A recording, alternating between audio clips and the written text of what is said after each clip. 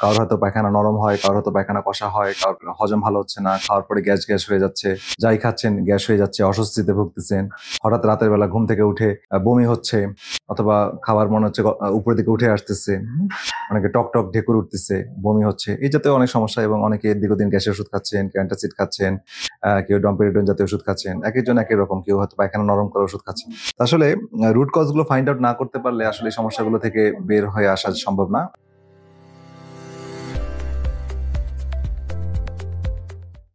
আসসালামু আলাইকুম, doctor ARM Jamil বলছি। আশা করি যে যেখানে আছেন ভালো আছেন।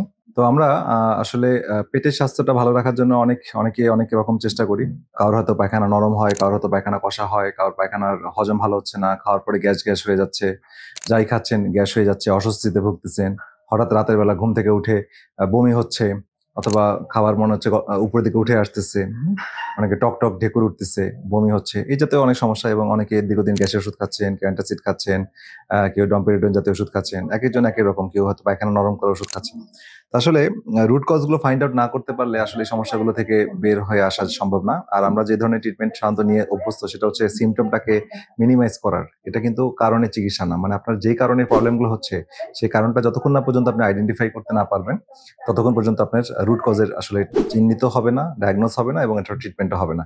আপনি যে সিমটম ম্যানেজ করার জন্য সাময়িক সময়ের জন্য ওষুধ খাবেন সেটা কিন্তু আপনাকে সাময়িক রিলিফ করবে।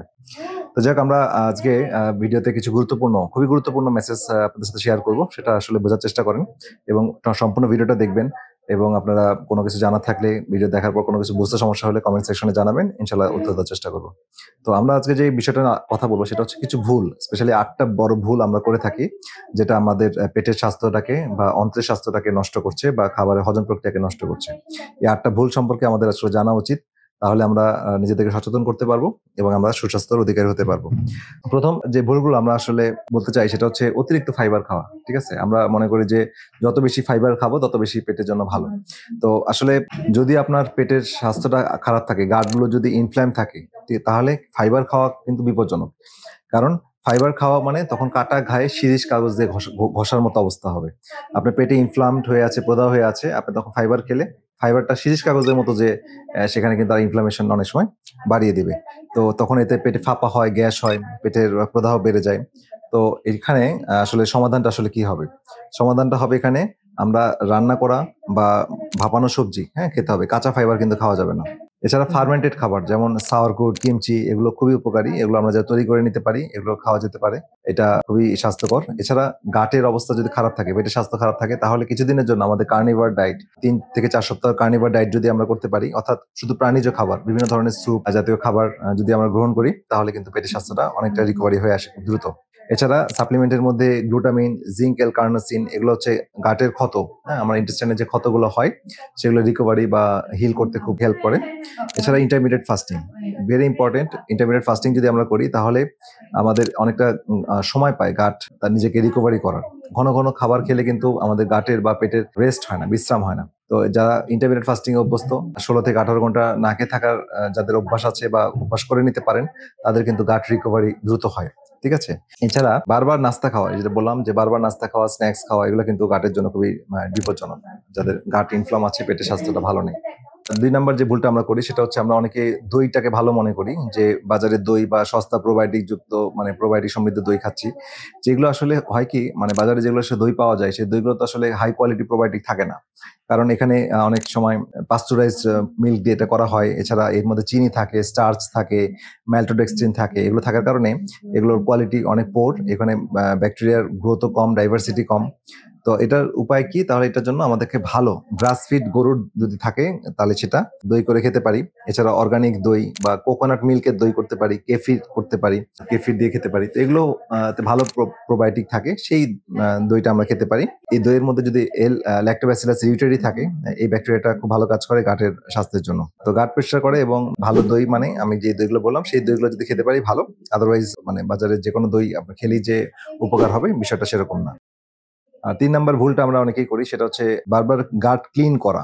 গাট ক্লিন করা মানে অনেক সময় ল্যাক্সেটিভ জাতীয় ওষুধ খেয়ে টয়লেট বারবার নরম করে বের করে দেওয়া, অথবা আমাদের কোলন ডিটক্স করা, হ্যাঁ? অথবা কফি এনিমা বারবার করা। তো এগুলো আসলে খুব একটা দরকার নেই।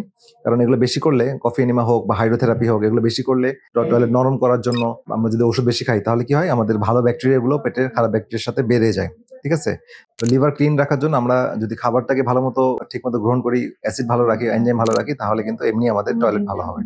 বারবার কোলন ক্লিনস বা ডিটক্স করার প্রয়োজন নেই। ৪ নাম্বার ভুল যেটা করি আমরা সেটা হচ্ছে খুব অযাচিতভাবে অকারণে অ্যান্টিবায়োটিক গ্রহণ করা। ঠিক আছে? কারণ অ্যান্টিবায়োটিক খুব বেশি প্রয়োজন না হলে অ্যান্টিবায়োটিক গ্রহণ করা উচিত না। কারণ অ্যান্টিবায়োটিক আমাদের উপকারী ব্যাকটেরিয়ার পাশাপাশি আমাদের পেটের মানে ক্ষতিকারক ব্যাকটেরিয়ার পাশাপাশি পেটের উপকারী ব্যাকটেরিয়াগুলোকেও ধ্বংস করে দেয়। তো একবার মাইক্রোবায়োমের যে ব্যালেন্স সেটা নষ্ট হয়ে গেলে সেটা ফিরে আসতে কিন্তু অনেক সময় লাগে। তো এইজন্য অ্যান্টিবায়োটিক খুব বুঝে শুনে গ্রহণ করতে হবে, এবং অ্যান্টিবায়োটিকের ন্যাচারাল বিকল্প অনেক কিছু আছে সেটা আগে ট্রাই করা উচিত। তারপরে আমাদের এই সিনথেটিক অ্যান্টিবায়োটিক গ্রহণ করা উচিত। এই ব্যাপারে আপনি চিকিৎসকের সাথে পরামর্শ করে নেবেন। ৫ নাম্বার ভুল হচ্ছে গ্যাসের ওষুধ বা অ্যান্টাসিড জাতীয় ওষুধ খাওয়া। তো যাদের অ্যাসিড রিফ্লাক্স হয়, গ্যাস উপরের দিকে উঠে আসে, হ্যাঁ, গলা দিয়ে উঠে আসে, বুক জ্বালা-পোড়া করে, তারা মনে করেন যে হয়তো অ্যাসিড বেড়ে গেছে, অ্যাসিড রিফ্লাক্স হচ্ছে। কিন্তু ঘটনাটা আসলে তার বিপরীত। ম্যাক্সিমাম ক্ষেত্রে দেখা যায় যদি আমার উপরে যে স্ফিংক্টার, খাদ্যনালী এবং স্টমাকের মধ্যে যে স্ফিংক্টার আছে, সেই স্ফিংক্টারে অ্যাসিড কমে গেলে স্ফিংক্টারটা ওপেন থাকে। তখন কিন্তু আমার এই রিফ্লাক্সটা বেশি হয়। তো গ্যাসের ওষুধ বা অ্যান্টাসিড জাতীয় ওষুধের সাময়িক উপকার পাওয়া যায়, এটা সত্য। But in the long run এটা কিন্তু আসলে আমাদের জন্য ভালো কিছু বয়ে আনে না। তো এটা চিকিৎসা হচ্ছে আমাদেরকে অ্যাসিডটাকে রিস্টোর করতে হবে। আমাদের এই ক্ষেত্রে বিটেন HCl সাপ্লিমেন্ট আমরা গ্রহণ করতে পারি। এছাড়া অ্যাপেল সিডার ভিনেগার, তারপরে হচ্ছে আমাদের লেবু পানি, আদা এক্ষেত্রে আমাদের খুব হেল্প করে। ঠিক আছে? এই জায়গাগুলো আমাদের আসলে খেয়াল করতে হবে। ৬ নাম্বার যে ভুলটা আমরা করি সেটা হচ্ছে আমরা মনে করি যে লো ফ্যাট ডায়েটটা হচ্ছে হেলথি ডায়েট, অর্থাৎ কম তেলযুক্ত খাবার খেলে এটা মানে খুব স্বাস্থ্যকর খাবার। তো এটা পার্শিয়ালি ট্রু। তো তেল আসলে ভালো খারাপ ২ রকমই আছে। যে রং তেল খাই, অতিরিক্ত ভাজা পোড়া বা যেটা অক্সিডাইজড তেল হয়ে যায়, বা ওমেগা 6 যুক্ত তেল, ইনফ্ল্যাম তেল, যেগুলো ক্যানোলা, স্যাফোলা, সয়াবিন, এগুলো যদি আমরা বেশি হিটেড রান্না করে খাই, এই ধরনের তেলগুলো বেশি শান্ত প্রচলিত, এগুলো বেশি খেলে কিন্তু আসলে সমস্যা।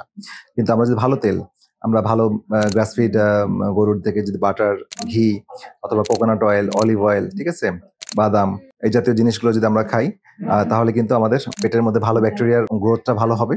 সবচেয়ে ভালো কথা হচ্ছে এই তেলগুলো উপস্থিতিতে লিভার ভালো মতো পিত্ত তৈরি করতে পারবে, গলব্লাডার পিত্ত রিলিজ করতে পারবে, এবং আমাদের পিত্ত যত রিলিজ হবে তত কিন্তু ভালো ব্যাকটেরিয়া থাকবে, খারাপ ব্যাকটেরিয়াগুলো ডিস্ট্রয় হবে, টয়লেটের গতি বাড়বে, এন্টারো হেপাটিক সার্কুলেশন গুলো ভালো মতো চলমান থাকবে, এবং আপনার টয়লেটটা ক্লিয়ার হবে, এবং আপনার পেটের স্বাস্থ্যটা ভালো থাকবে। ঠিক আছে? ৭ নাম্বার যে ভুলটা করি সেটা হচ্ছে আমরা ব্যালেন্স ডায়েট সম্পর্কে ভুল ধারণা রাখি অনেকে। ব্যালেন্স ডায়েট মনে করি যে সবগুলো খাবার একটু একটু করে খাওয়া, কিছুটা কার্বোহাইড্রেট, কিছুটা প্রোটিন, কিছুটা ফ্যাট, এভাবে গ্রহণ করা। তো বিষয়টা আসলে এরকম না। কারণ এভাবে যদি গ্রহণ করেন তাহলে ম্যাক্সিমাম ক্ষেত্রে দেখা যায় আপনি কার্বোহাইড্রেটের পরিমাণটা বেড়ে যাচ্ছে। তো কার্বোহাইড্রেটের পরিমাণ বেশি হলে যেটা হয় সেটা এই কার্বোহাইড্রেট গুলো তখন আমাদের পেটের মধ্যে যে খারাপ ব্যাকটেরিয়া আছে তাকে খাওয়ায়। তো সেক্ষেত্রে তারা তখন ফাঙ্গাস এবং ব্যাকটেরিয়া গুলো তখন এই কার্বোহাইড্রেট বা প্রসেস কার্বোহাইড্রেট গুলো খেয়ে তারা সংখ্যা বৃদ্ধি করে। তো এখানে ২টা কন্ডিশন তৈরি করে। একটা হচ্ছে সিবু বা স্মল ইন্টেস্টিনাল ব্যাকটেরিয়াল ওভারগ্রোথ, আরেকটা তৈরি করে হচ্ছে সিফু, স্মল ইন্টেস্টিনাল ফাঙ্গাল ওভারগ্রোথ। তো এই ২টা কন্ডিশনই আমাদের জন্য খারাপ। তো এটা আমাদের আসলে কার্বোহাইড্রেটের পরিমাণটা বা প্রসেস কার্বোহাইড্রেটটা যতটা সম্ভব কমিয়ে রাখতে হবে। ভালো গুড অ্যামাউন্ট অফ ফ্যাট এবং ভালো ভেজিটেবলস এবং প্রোটিন রাখতে হবে। তাহলে এটা হচ্ছে আমাদের স্বাস্থ্যকর খাবার। ৮ নাম্বার যে ভুলটা আমরা করি সেটা হচ্ছে সুপারফুড। সুপারফুড মনে করে স্মুদি বা কাঁচা সবজি শেক, এগুলো বেশি পরিমাণে খাই। তো কাঁচা সবজি শেক কিছুটা খাওয়া যেতে পারে। তবে এটা আসলে যাদের পেটের স্বাস্থ্যটা ভালো নেই বা পেটে ইনফ্ল্যাম আছে তাদের জন্য আসলে এটা খুব একটা ভালো কিছু বয়ে আনে না।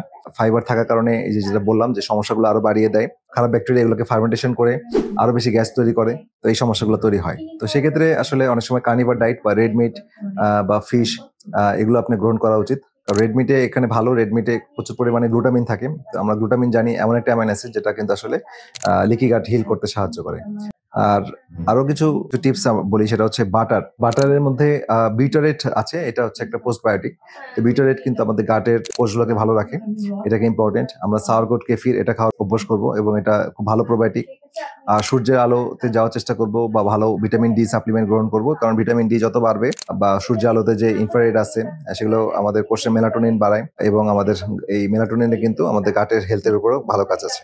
এছাড়া আমরা যত বেশি চিনি বা গমের তৈরি প্রোডাক্ট অ্যাভয়েড করতে পারবো, কারণ এখানে গ্লুটেন থাকে, ফাইটেট থাকে, অক্সালেট থাকে, যেগুলো আমাদের জয়েন্টের জন্য খারাপ, পেটের জন্য খারাপ, আমাদের কিডনির জন্য খারাপ। এই সমস্যাগুলো থেকে আমরা বেরিয়ে আসতে পারবো। পেট ঠিক করলে শুধু আমাদের পেটই ভালো হয় না, এটার সাথে আমাদের স্কিন ভালো থাকে, স্কিনের লাবণ্য ধরে থাকে, আমাদের বার্ধক্যের সমস্যাটা কমে আসে, আমাদেরকে ইয়াং রিফ্রেশ লাগে, আমাদের ব্রেন কুল থাকে, আমরা অনেক বেশি মানসিক কাজকর্ম করতে পারি, অনেক বেশি ওয়ার্ক লোড নিতে পারি, স্ট্রেস ফ্রি থাকতে পারি, ঘুম ভালো হয়, আপনার এনার্জি ভালো হয়। সুতরাং এই পেটের স্বাস্থ্যটা, কারণ পেটের হচ্ছে শরীরে এন্ট্রি পয়েন্ট। আমার শরীরে যেই খাবারগুলোই আমরা খাই না কেন, যদি আমার পেটের স্বাস্থ্যটা ভালো না থাকে, আমার অ্যাসিড এনজাইম পিত্তের প্রবাহ যদি ভালো না থাকে, ভালো ব্যাকটেরিয়ার সংখ্যা যদি ভালো না থাকে, তাহলে কিন্তু আমার এই প্রপার ভিটামিন সিনথেসিস হয় না। প্রপার খাবারগুলো থেকে খাবার ব্রেকডাউন করে যে প্রোটিন মানে এনার্জিগুলো তৈরি হয়, সেগুলো ঠিকমতো শরীরে ব্যবহৃত হতে পারে না, শরীরে শোষিত হয় না। তো এই বিষয়গুলো আসলে আমাদের জানাটা খুব দরকার। হ্যাঁ, আদারওয়াইজ আমরা এই যে সিমটম ম্যানেজমেন্টের যে ট্রিটমেন্টটা প্রচলিতভাবে যেটা চলতেছে, যে আমরা একটু গ্যাসের ওষুধ খেলাম বা একটু ডম্পেরোডন খেলাম বা একটু ল্যাক্সেটিক খেলাম, পায়খানা নরম করার ওষুধ খেলাম, এগুলো কিন্তু আসলে আপনি কখনোই রুট কজের কেন্দ্রিক চিকিৎসা না। তো এই বিষয়গুলো আপনাদের মাথায় রাখতে হবে এবং আমাদেরকে সঠিকভাবে ফাস্টিং করা, good amount of probiotic rich খাবার খাওয়া, তারপরে যেন খাবারের মধ্যে ভালো এল গ্লুটামিন থাকে বা গ্লুটামিন থাকে, এগুলো ইম্পর্টেন্ট। হেলদি ফ্যাট যেন থাকে, তারপরে কার্বোহাইড্রেটের পরিমাণটা স্পেশালি প্রসেস কার্বোহাইড্রেটটা কমিয়ে খাওয়া। হ্যাঁ, তো এইগুলো যদি আমরা ঠিকমতো প্র্যাকটিস করতে পারি, তাহলে কিন্তু আমাদের এই পেটের স্বাস্থ্যটা ভালো থাকে। তো আজকের এই মেসেজটা খুব ইম্পর্টেন্ট, যে আমাদের যারা দীর্ঘদিনে পেটের সমস্যায় আক্রান্ত আছেন, সেটা আইবিএস হতে পারে, সেটা লো স্টমাক অ্যাসিড হতে পারে, সেটা হচ্ছে কনস্টিপেশন বা কষা পায়খানার সমস্যা হতে পারে, বা দীর্ঘদিনে আমাশয় জাতীয় সমস্যা হতে পারে। তো তাদের ক্ষেত্রে এই পরামর্শগুলো মেনে চললে আপনারা আসলে খুব ভালো রেজাল্ট পাবেন। তো আজকের ভিডিওটা এই পর্যন্তই। পরবর্তীতে আরো গুরুত্বপূর্ণ ভিডিও নিয়ে আপনাদের মাঝে হাজির হব। সেই পর্যন্ত সবাই ভালো থাকেন, সুস্থ থাকেন। পরবর্তী ভিডিও দেখে আমন্ত্রণ রইল। আল্লাহ হাফিজ।